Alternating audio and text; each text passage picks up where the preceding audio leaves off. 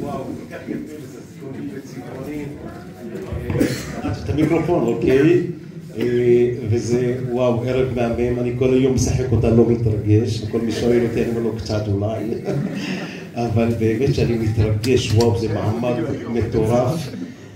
לראות פה את כל תושבי היישוב, הרבה מתושבי היישוב, שבאים ולחלוק לי את הכבוד של 20 שנה, אני באמת כל כך מתרגש, אבל הזכות שלכם היא הזכות שלי לא פחות, באמת הזכות שלי לא פחות, כי להיות רבש"ץ יישוב, רבש"ץ יקיר, זה להכיר כל אבן וכל מעקה וכל ילד וכל אישה וכל גבר וכל בית וכל בעיה וכל, שתכף אני אפרט קצת אולי, אבל באמת שזה דבר מדהים, מדהים, ואני כל כך שמח שהייתה לי את הזכות הזאת שבראשון לראשון 2006, א' טבת תשסו, נר שמיני של חנוכה, 1:30 בלילה, אני מקבל טלפון ממזכירות היישוב, שלום יאיר, זכית, ואתה הולך להיות הרבש"ץ הבא, דרור מסלנסקי ומאיר שחק, חברי מזכירות היישוב.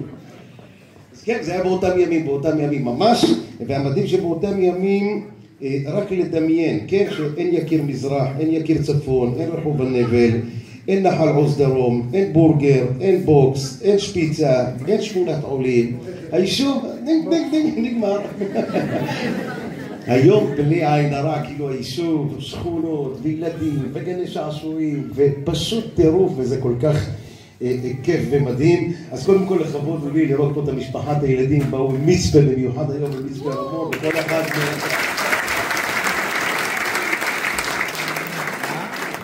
אצלנו במשפחה בגדול אין אתגרים, הראשון הלך למצפה, כל הרביעייה למצפה, מהראשון עד האחרון, אין אצלנו משהו שבדרך, אז כולם הולכים, ואולי יחזרו שם, כרגע יש שם 3, 1 פעם, אז אני אתחיל בצורה מסודרת. חברים, תודה. אפתח בזה שהייתה לי הזכות והעונג להיות רבש"ץ יקיר, לך כתבה, כן, אני רק מקריא, אז אם יש תקנות זה אחר כך אליה. אקדים ואומר תודה גדולה לקדוש ברוך הוא, אם השם לא ישמור עיר שב שקד שומר, וזכרת כי השם אלוקיך הוא הנותן לך כוח לעשות חיל. לאורך כל שנותיי בתפקיד פסוקים אלו היו נר לרגליי, ועליהם עשיתי את ההשתדלות בעבודתי ביישוב. כך מתנהל יום בחיי הרבש"ץ. ראשי תיבות של רבש"ץ זה רכז ביטחון שוטף צבאי, אבל בפועל זה רכז בעיות של הציבור. זה בעצם רבש"ץ. כמובן השגרה מתחילה ב-6:45 בדיוק פועלים, 7:30 תפילה. תמיד צניתי שאני יוצא לעבודה לפני התפילה, כי לקום ב-5:30 למניין מוקדם קשה לי, אבל לא נורא, עוד מעט ימים חדשים בעזרת השם. 8 בבוקר מוסדות חינוך, אני מלווה את הילדים שלכם לבתי הספר, עונג צרוב בעיניי. איזה ילד פוגש אותי, יאיר, אתה יכול לרחוס לי? אתה יכול לרחוס לי?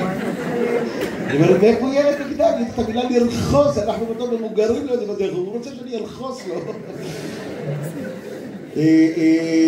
וכמובן סיור באתרי הבנייה, סיור בדרך הביטחון, עבודת מזכירות, וכמובן מפה מתחיל היום שככה מעבר לעבודה השגרתית יש את היום הרגיל של רבש"ץ. כמובן לא הכל ביום אחד אלא זה מתפרס.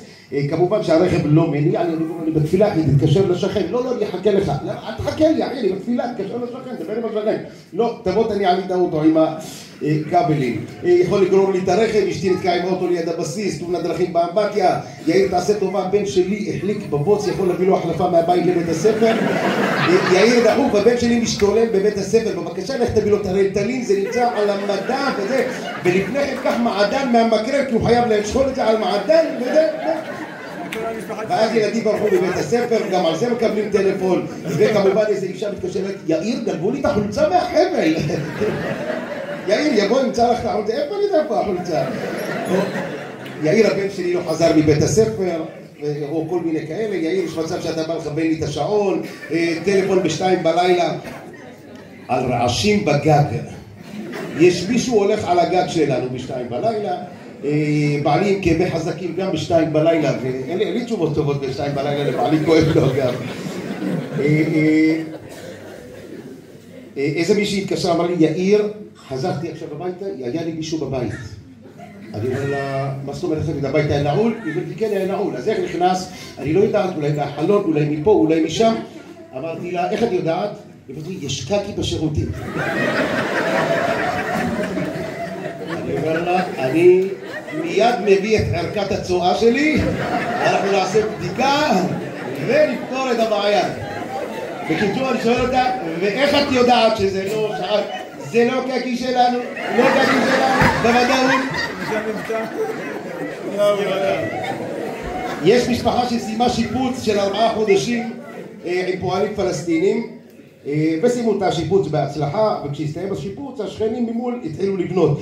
יאיר, יש פועלים ממול הבית, אני בלחץ, יאיר, אני לא יודעת מה לעשות. אני אומר לה, אבל היו אצלך, אנחנו לא הילדים שלך צהריים, 4 חודשים. לא, כשזה ממול היא בלחץ. אז גם היו כאלה. לחילופין, כששואל, לא, איפה זה? דילגתי רגע. יש כאלה שיש להם פה בת מצווה, רוצים ליווי מגיטאי לאורחים.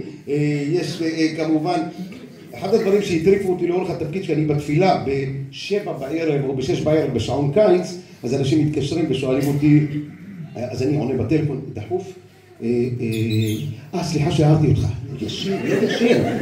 לא, סליחה, תתקשר כשתתעורר. לא ישן, לא ישן, אחי תפילה, אני במנחה. אז זה הכי מתסכל אותי, כאילו חושבים שהרבש"ץ ישב ב7 בערב.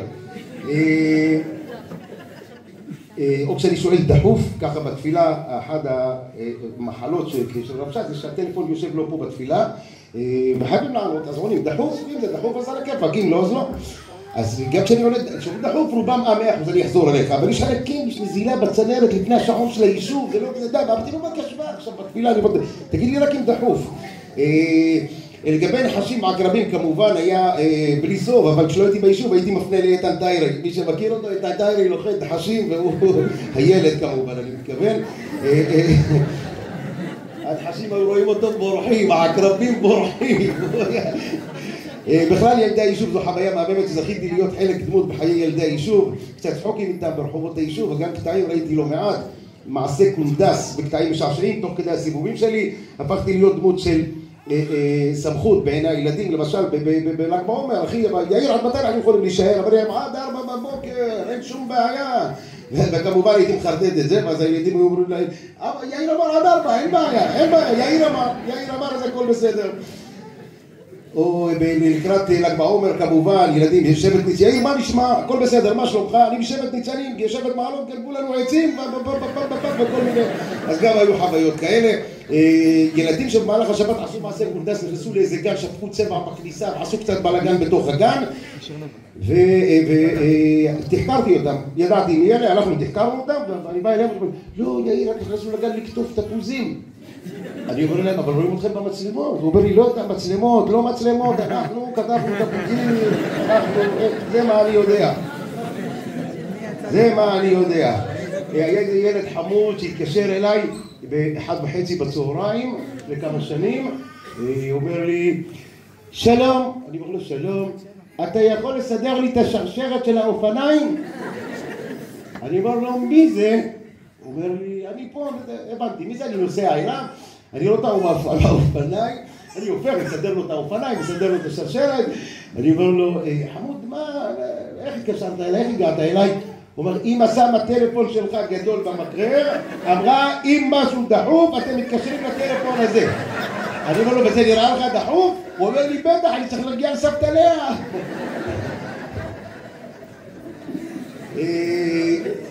אז כן, גם כאלה היו.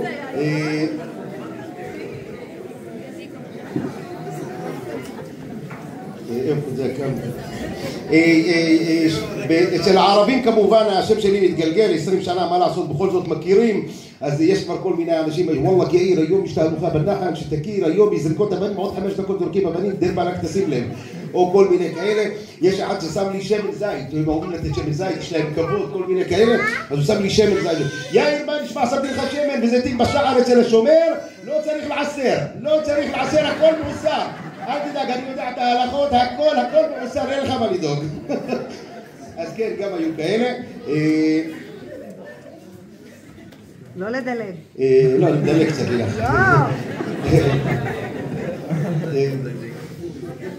כמובן עכשיו, כמובן הדריכות בתקופת המלחמה הרבה לא פשוט, יש תושב, אני יודע, מגיע לאמבטיה, רוצה לזה רכב פלסטיני, יאיר, מה נשמע, אתה רכב פלסטיני חשוד. אני אומר לו, מה חשוד? בוא, אומר לי, חשוד, נוסע חומר, ממל יקיר חשוד, לא מעניין אותי.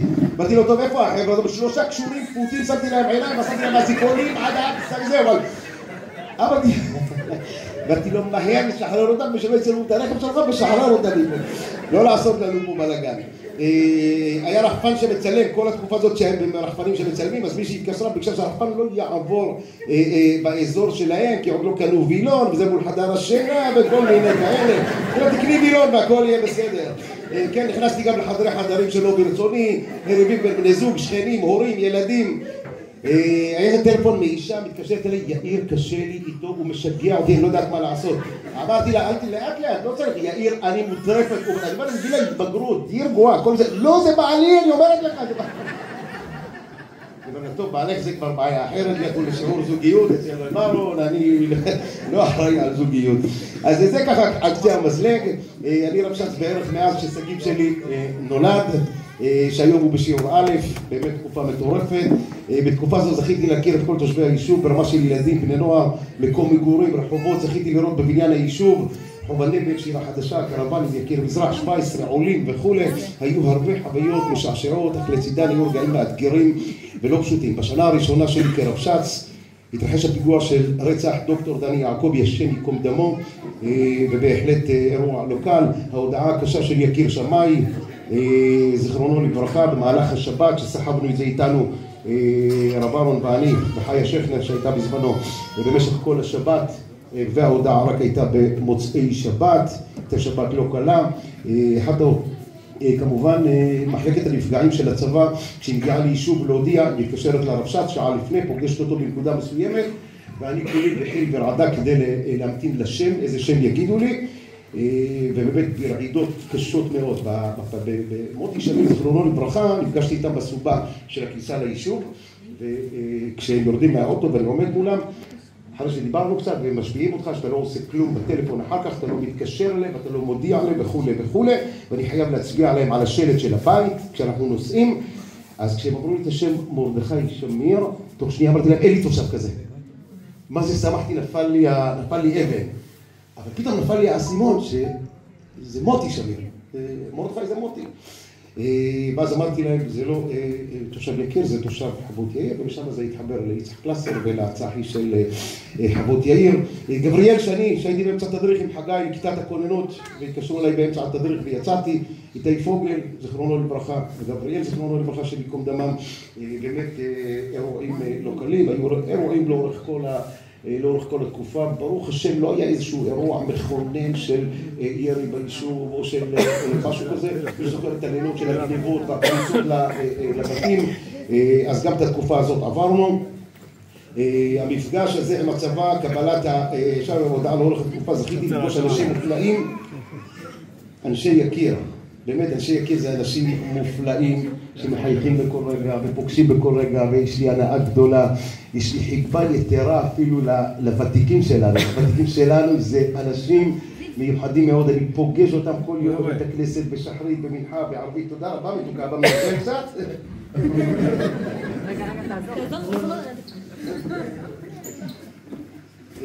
באמת כיף לי גדול ממש להכיר גם את הוותיקים כמובן, ואת כל תושבי היישוב, ואת כל החדשים, זה כיף גדול. בקשה אישית שלי, הוואטסאפ יכול להיות כלי משחית, וכשאתם רואים פגם, תתקשרו לרבש"ץ או למי שצריך. לא צריך לקפוץ מהר לקבוצות הנרחבות ולהבהיר אש בתוך קבוצת הוואטסאפ. זה אחד המכשירים, זה מכשיר שאני לא אוהב את המכשיר, אני לא אוהב את החיבור לוואטסאפ וכל מה שיש בוואטסאפ. לפעמים מודיעים, אשתי מודיעה לי הודעות, יאיר, מדברים על כך וכך בתוך הוואטסאפ וזה, ואני אומר, למה מדברים, למה לא מתקשרים? כאילו, למה זה הרבה יותר פשוט? ואנשים אוהבים, ואני מתחנן בפניכם, מבקש בפניכם, אם יש דברים, תפנו למי שצריך. לא צריך להבהיר איפה שלא צריך, אבל הכלי הזה הוא כלי מצוין, רק שלפעמים הוא לוקח אותנו למחוזות לא טובים. לפני התודות אני מבקש לתת הצלחה לגבריאל היקר, גבריאל גלגה. אני אני זוכר את גבריאל מאז שהוא ילד, מאז שהוא נער, מאז שהוא חייל, ועכשיו הוא אזרח טוב, והוא הולך להחליף אותי, כתב ממני ב-30 שנה, 30 שנה, לא פשוט.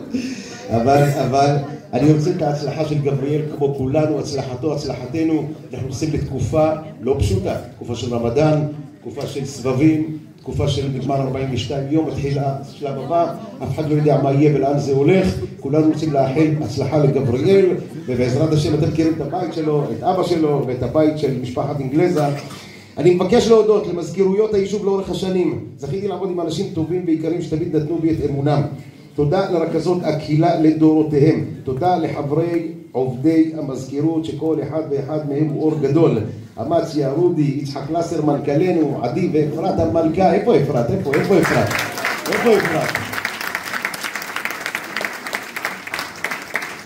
וואו, כמה שהיא עזרה לי בתפקיד לאורך השנים, כמה שהיא עזרה לי.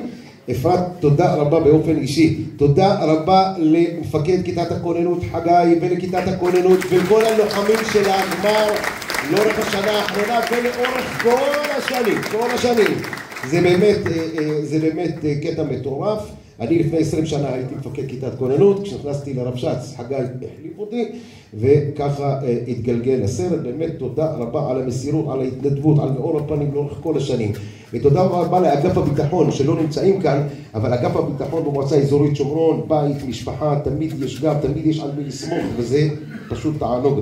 תודה לוועדות הביטחון, ועדות הביטחון לאורך השנים, על הייעוץ, על ההכוונה, על הדיוק, על הדיון, על לקחת את הדברים למקומות הנכונים. כמה שחשוב שיש מסביבך אנשים שמבינים ועושים את הדברים ככה בצורה חכמה ונכונה. תודה רבה לוועדות הביטחון, תודה רבה לצוותי הצח"י לאורך השנים.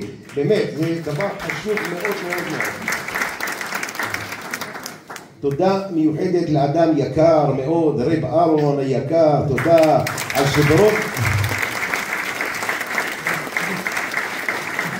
על שברוב ענוותנותך זכיתי שמצאתי מצאת בי אדם הרב מתקשר, יאיר שלום, שאתה מתייעץ איתך רגע? הוא רוצה להתייעץ איתי. הוא איתי. זה צריך להיות הפוך. זכיתי שמצאת בי אדם להתייעץ עמו מפעם לפעם. תודה לך על העצות הטובות, על התמיכה ועל החברות היקרה. זכינו. תודה רבה לכל תושבי היישוב האהובים כל כך. תודה על הפרגון לאורך השנים, על האמון המלא בי, על שידעתם לקבל גם לא ברוח טובה. תודה על המילים הטובות תמיד ועל ההודעות, על כך שמצאתם בי אדם שניתן לפנות אליו בכל דבר. ממש תודה רבה. אני רוצה להודות למשפחתי היקרה על תמיכה והבנה.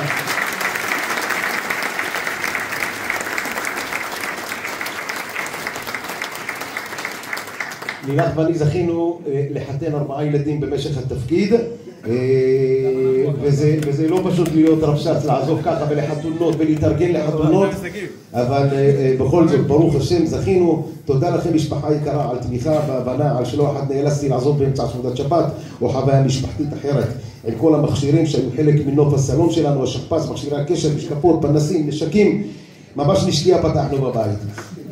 ואחרונה חביבה ואהובה, שבלעדיה כל זה לא היה מתנהל, אשתי היקרה לילך.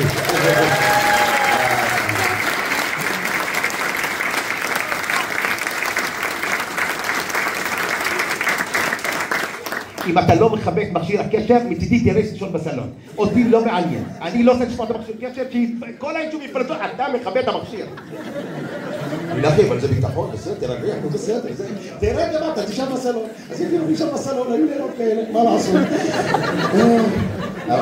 אבל באמת, כי זה לא פשוט, בטלפונים, כשאני שומעת את השיחה, גם כשאני מדבר בלילה בשקט, אני שומעת את כל השיחה. מי הגנוב הזה? ואני כמובן צריך לשמור הכל בסתר, אבל בבוקר היא לוקחת ועוברת על הזה.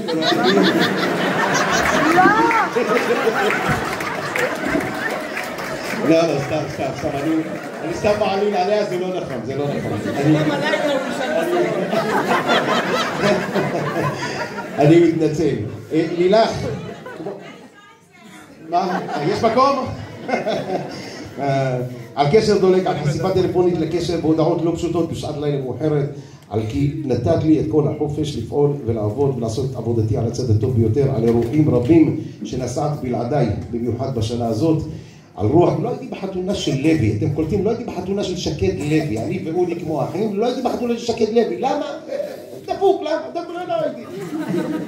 תודה להשם יתברך על הזכות ועל הטוב שנפל בחלקי, הודו להשם כי טוב, כי לעולם חסדו, קהילת יקיר, אוהב אתכם מכל הלב, חולה עליכם, תודה רבה מכל הלב.